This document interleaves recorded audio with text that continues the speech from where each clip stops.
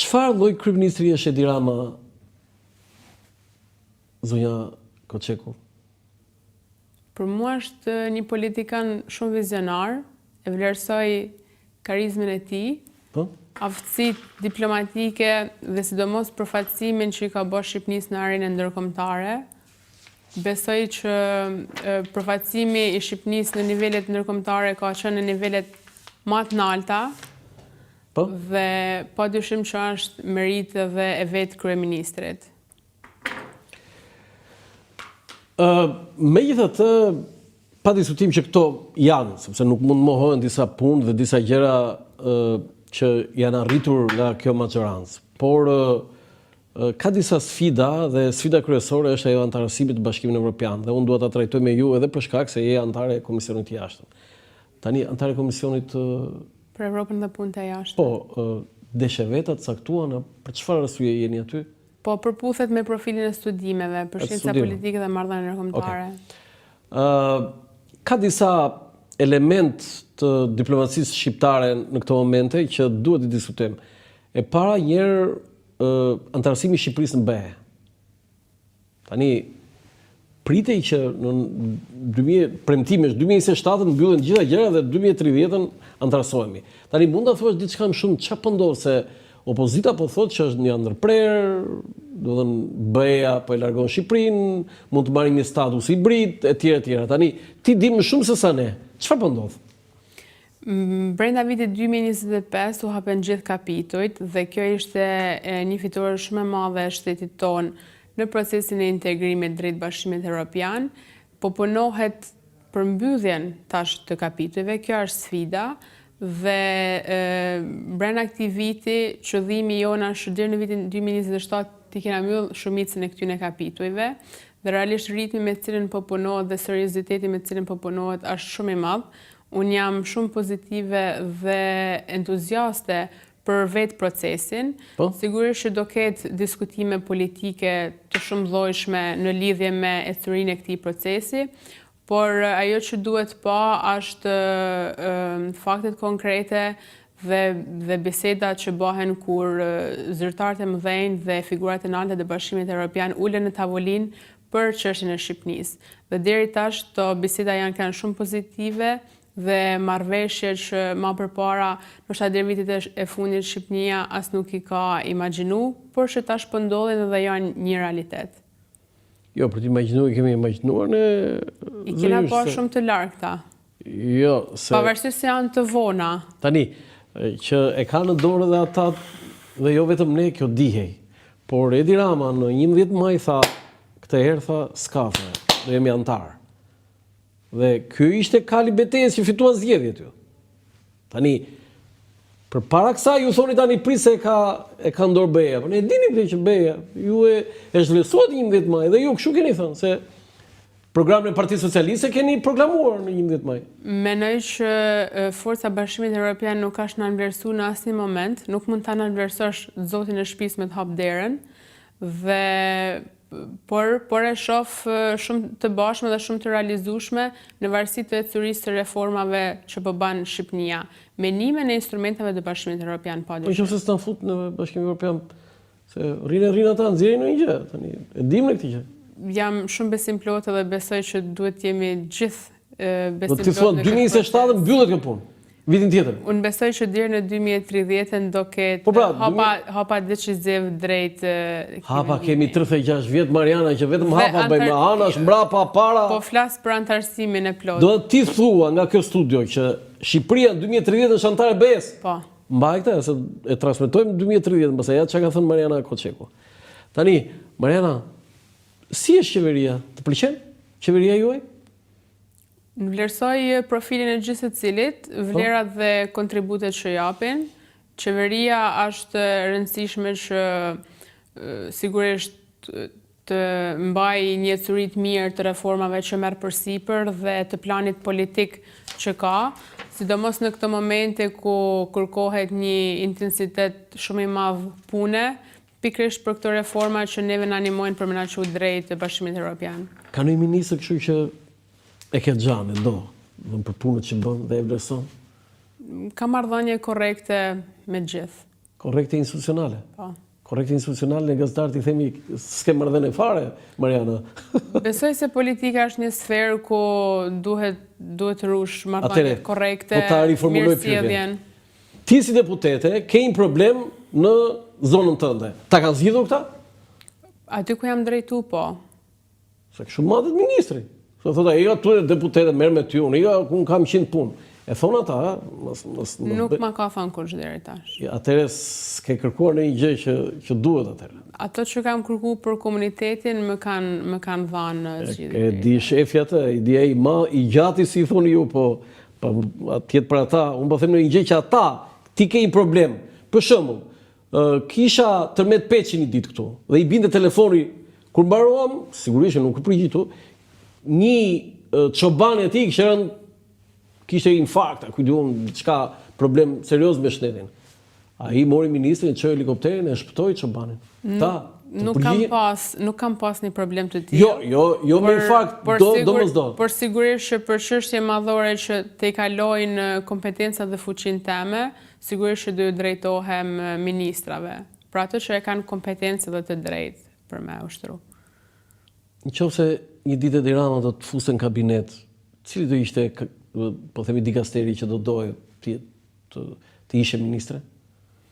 Për mua është e rëndësishme që çdo pozicion që të maj, pavarësisht se cili mund të jetë ai, unë të përcjelli vlerat edhe të punoj sa më shumë drejt aty në çudhimeve dhe zgjidhjeve të problemeve të komunitetit, qarkut edhe krejt zonës që unë përfaqësoj. Tani mund të jetë gjitha këto, sepse mund të marrë ty Rama dhe vendos ministre brendshme. Ti të bjet fik pastaj, se dëshirat fik Lamallarit që po rregullonte kravatën, jo ty. Çfarë ministre brendshme, si do bësh ministre brendshme ti, për shembull? Po nuk kam qëllime me emra dikasterësh, them drejtën apo ministrish. Qëllimi jem, siç e thash, është aty ku do të jem mirë, qoftë si deputete apo më larg se kaq. Pra të jem e dobishme për vetë vendin edhe zonat që unë përfaqësoj. Po jo, unë po them një ministri të karakterit fjala vjen ministri i shtetit për po themi administratën publike, për pushtetin vendor, që ti edhe mund ti menaxhosh, këtu e kam fjalën unë, jo.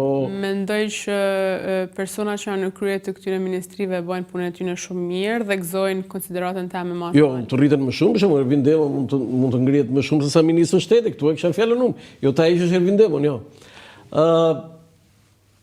Fakti që ka jo pak zonja në qeveri, çfarë bën qeverinë? Madje në një moment Mariana ka qenë në vend parë në botë, ishin 70% ishin zonja.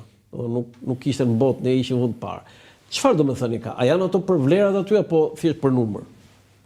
Unë besoj që zonjat që janë pjesë e qeverisë përcjellin vlera, janë kompetente dhe janë të dijshme në fushat që ato përfaqësojnë.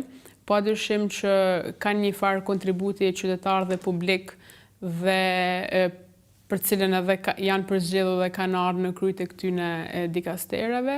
Dhe siç e thash, kanë vlerësimin të më të madh dhe shumë pozitive prania e vajzave dhe grave si në parlament ashtu edhe në qeveri, sepse përcjell edhe një mesazh shumë të mirë për çdo vajzë dhe gru tjetër që deri dje ka pa shumë të lartë ose njanër të paprekshme mundësinë e tyre të kenë unet në këto nivele përfaqësimi. E pasur një model kështu përpara se të bësh deputete, kë politikane kishe kështu si model që të pëlqente?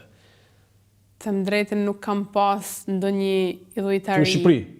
Shqipnia po jashtë. Po jashtë, ti ke bërë studime, si s'ke pasur as Thatcher, as fare këto. Jo deri në nivelin e idhullit. Më kanë frymëzuar në gjëra të caktuara. Kush ka frymëzuar?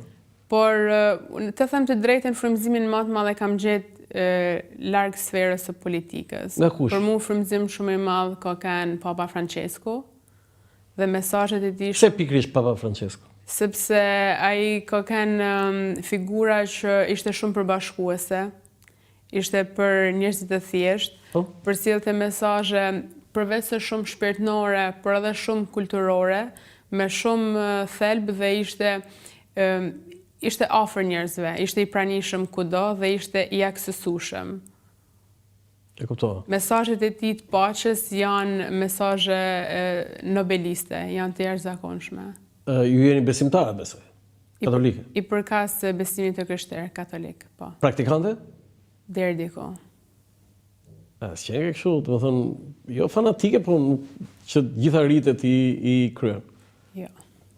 Edhe nga baba, edhe nga mamaja katolike? Po. E kuptova. Tani, në Partinë Socialiste ka një zhvillim, Mariana, që dy janë, Erion Braçe ka shprehur dëshirën për kandidat për kryetar të Bashkisë Tiranës, dhe Elisa Skropali bëri një rebelim duke mos ardhur në parlament. Tani, çfarë po ndodh? Na thonë një gjë tani se s'flisim fare ju socialistët. Se ç'o ndodh aty si repart ushtarak. Mendoj që si debati publik edhe debati i brendshëm është një tregues i një demokracie. Po dyshim, një demokracie shnetshme. Demokracia s'ka fare aty, Mariana? Nëse nuk ka, unë këtu nuk bie dakord me ju. Unë mendoj që sigurisht të tregosh, të japësh mendimin ndryshe dhe të ngrihesh për një qëndrim tjetër dhe për një ambicie tjetër, është treguesi një demokracie. Secili ka të drejtën të shprehë dhe të marrë qëndrimin që mendon edhe që je dakord me Erion Braçe dhe Elisën Skropalin për ato që thon? Unë jam dakord që secili të mbajë qëndrimin edhe mendimin që mendon edhe që i takon. Tani di si duket sikur të ka një strukturë përpara se të vish këtu, thotë, "Ky kujdes, mos thuaj këtë, thuaj këtë." Nuk më ka instruktuar askush. Po s'ka që që u bëre ti, unë vetëm nga fotografitë të quaja kështu vulkan aty në parlament. Ti u bëre shumë e urtë këtu. Unë ta thash në fillim që unë jam për debatin konstruktiv, për argumentin. Jo, mirë, debati konstruktiv të thuash në një gjë, se tani Erion Braçe del, edhe ata se ftojnë as te njësia 5 kur bën takim kryeministri. Ti je dakord me këtë? Unë e vlerësoj Erion Braçen si figurë, ashtu siç vlerësoj edhe figurat e tjera të Partisë Socialiste, dhe siç e thash, secili ka të drejtën e vet të qëndrojë dhe të mbajë qëndrimin që mendon dhe që i takon. Foto tjetër?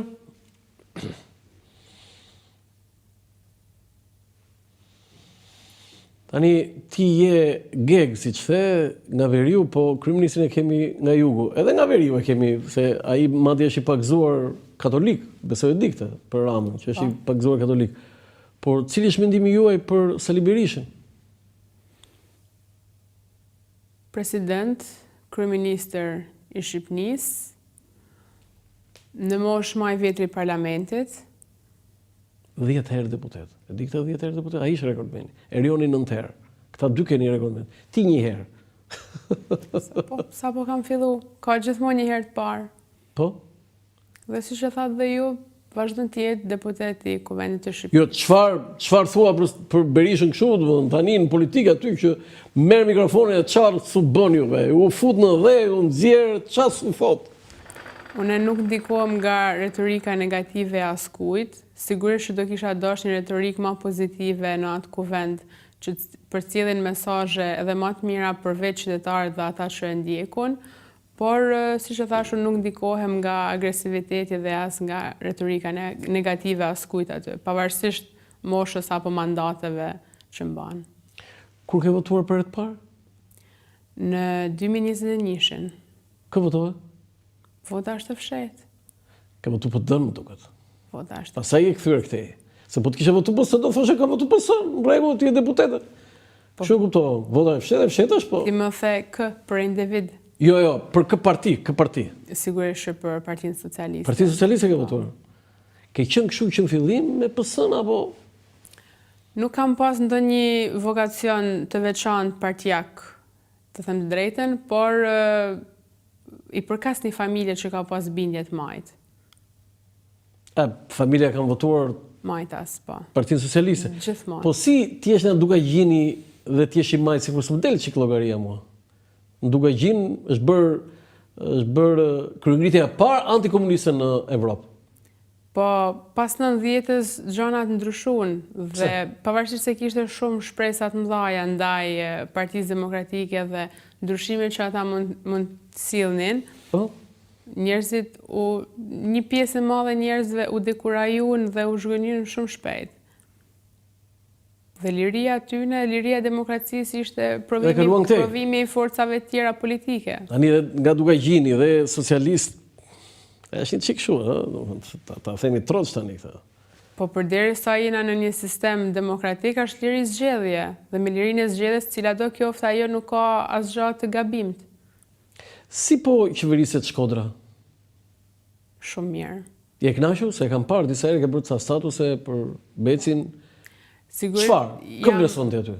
Jam shumë e kënaqur. Se? Shkodrës i ka mungu një përfaqësi e tillë dhe një punë e tillë. Tash janë bërë 3 vjet qyse Partia Socialiste mori bashkinë Shkodër dhe me nënkrye zotin Benet Beci ka pas ndryshime të dukshme dhe investime të dukshme, sigurisht që me mbështetjen shumë të madhe nëpërmjet projekteve dhe fonde të qeverisë. Po? Dhe këto investime dhe projekte janë letësisht të prekshme dhe të pashme nga tanë qytetarët apo dhe kalimtarët në Shkodër.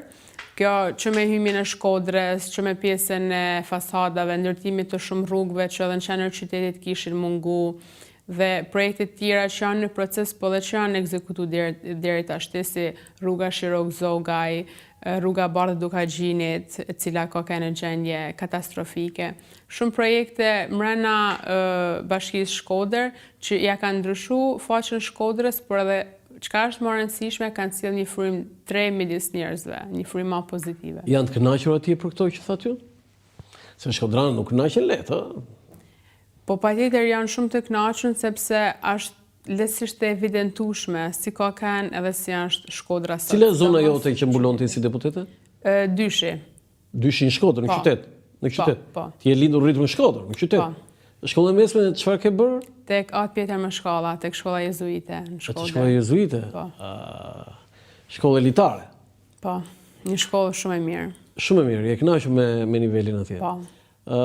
Këtu s'po na thon një gjë. S'thejë fare këtu. Këtu një vajzë e urtë, kështu, deputete kujdesme, s'bëre asnjë gabim, s'thej asnjë gjë për të kështu. Ta themi troç këtë. Unë mendoj që kultura është më e rëndësishme. Jo, kultura po, këtu nuk je për të veshur xhubletën, këtu je për deputete. Kultura flas si parim pikës pari estetik i sjelljes, por edhe edukativ, dhe për mua është kjo më e rëndësishme. Kështu që i qëndroj pjesës që debati dhe diskutimi duhet jetë konstruktiv, bazuar në argumente, para se të jetë bazuar në emocione apo çka do tjetër. Tani përgatitjet për zgjedhjet lokale si po shkojnë? Me drejtuesin e ri politik që sapo ka ardhur në Shkodër. Në Shkodër kush është tani drejtues? Ministri i Infrastrukturës Enea Karakaçi. Po? Po, Po ai është andej? është nga Shkodra, po. A Karakaçi është nga Shkodra? Po, është nga qyteti i Shkodrës. Po? Sapo kena kryer mbledhjet e para me asamblet për secilën zonë përkatëse të qarkut Shkodër, dhe tash jena në procesin e reorganizimit të organizatave politike dhe të vetë të Partisë Socialiste. Do të jetë një proces që do të zgjasin deri në qershor me antarësimet e reja, sidomos të trive, po edhe fokusi është edhe tek. Besoj Benet Beci do jetë përsëri kandidat. Edhe tek vajzat. Po. E sigurt kjo? Po. Ja, që na the një gjë të faktin, që Benet Beci do jetë përsëri kandidat. Me pyetet të përgjigja. Jo, më ke devijuar, ke bërë ca devianca. Ja, si, do thënë, i të kanë mësuar mirë aty. Liria e fjalës, Roland. Liria e fjalës mos thosh asgjë, kjo është liri fjale, kjo është, se ka thënë Kiço Blushi, famshëm Kiço Blushi. Kjo është liri censure, tha Kiço Blushi. Jo, ne po diskutojmë. Sa bashki ka qarku i Shkodrës? 5. 5 bashki. Ju keni humbur Pukën, mos gaboj. Nuk kena fitu Pukën dhe Fusharzin. Edhe Fusharzin. Po. Tani si e keni atë?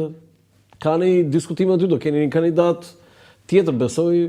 Çfarë po ndodh me Pukën dhe Fusharzin që keni humbur? Do t'i vjen edhe ato, gjitha. Pari varet tek reforma territoriale, akoma nuk kena një variant përfundimtar dhe nuk e dina se me sa bashki do jetë qarku Shkodër, dhe duhet shohim. Ka një projekt? Ka disa variante, por asgjë përfundimtare deri. Janë thjesht diskutime, por jo të ndome me qarqe, thjesht parimisht diskutime në nivel kombëtar. Kam dëgjuar edhe këtë që për shembull Puka, Fusharzi të jenë një bashki. Po, pikërisht mund të jenë edhe një bashki, por nuk është përfundimtare akoma. Sigurisht, është draftit ai, po themi. Po. Por qëllimi jonë është që t'i marrim gjitha bashkit që ka qarku. Të gjitha do të merrni. S'do lini gjë, merrni të gjitha. Ç'a bëni më? Po si doni të gjitha më? Po lëni në një PD-se. Po ja, e lam Pukën dhe Fusharzin dhe nuk po ecën ashtu siç duhet. Po mirë tani, juve ato i sikini s'merrni me ato. Unë aty japim edhe aty në mundësinë që të ecën siç po ecën. Do të ju zgjidhni quani vetëm pa ato që i keni ju. Ne po japim mundësi. Tani atje ku ke studiuar atje në Itali, kështu është.